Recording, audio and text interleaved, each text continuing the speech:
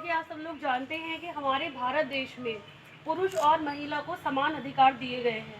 तो हम आज आपको मिशन शक्ति द्वारा ये सब बताने आए हैं। इसमें आपकी नारी सुरक्षा है, नारी सम्मान है और नारी स्वावलंबन है। हमें किसी से भी दबकर नहीं रहना है और अगर किसी के साथ घरेलू हिंसा हो रही है या कोई परेशानी में है किसी भी तरीके का, तो ये सारे देखिए हेल्पलाइन नंबर दिए गए हैं। 1090 वुमेन पावर लाइन का ये नंबर है। अगर किसी को कोई प्रॉब्लम होती है तो वो इस पर फ़ोन कर सकता है।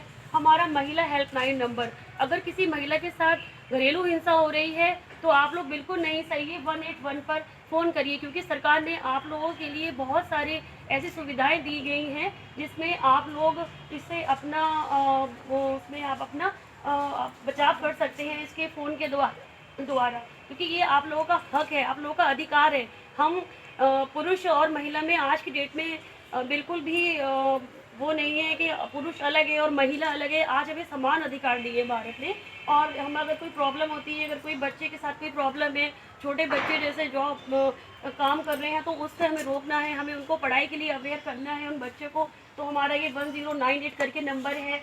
हमारी स्वास्थ्य सेवा एम्बुलेंस में अगर किसी को घर में कोई बीमार व्यक्ति है तो आप 102 पर उसको फ़ोन कर अपने जो भी आपका पर्सन निजी पर्सन है उसको आप एम्बुलेंस हम यहाँ प्रोवाइड कराते हैं आपको 102 पर आप उसको फ़ोन कर जो कि कर सकते हैं, जो कि निःशुल्क है, जो कि पूरी तरह से निःशुल्क, जो कि पूरी तरीके से निःशुल्क है। ये सारी सेवाएं आप ही लोगों के लिए हैं, क्योंकि नारी है तो जग है, नारी है तो जग है, वरना जग भी क्या है। एक पुरुष भी नारी की गोद में ही तो खेलकर बड़ा होता है। एक पुरुष भी नारी ही की गोद में खेलकर बड़ा होता है, तो नारी तो सबसे आगे है। तो हम सबसे पीछे क्यों रहे, क्यों सहे हम हिंसा, क्यों सहे? क्योंकि हम एक औरत है इसलिए नहीं, हम में तो वो शक्ति है जो पुरुष में नहीं है। हम तो घर में भी काम करते हैं और बाहर भी काम करते हैं, हम लोग दो काम करते हैं। क्या पुरुष दो काम कर सकता है? नहीं। तो हमें अपने अधिकारों को लेना है, क्योंकि ये हमारे योगी जी ने आप ही लोगों के लिए इतनी सुविधाएं दी हैं, तो हम चाहते हैं ये आप तक पहुँचे। धन्यवाद। ये जैसे इसका नाम लिखा हुआ है मिशन शक्ति, और इसके नीचे लिखा हुआ है नारी सुरक्षा, और दूसरा नारी सम्मान, नारी स्वावलंबन। यानी हमें सुरक्षा भी करनी है, अपने भी करनी है और दूसरे की भी करनी है। और नारी को जो सम्मान नहीं मिला है, हमें इस मुहिम के द्वारा नारी को वो सम्मान दिलवाना है।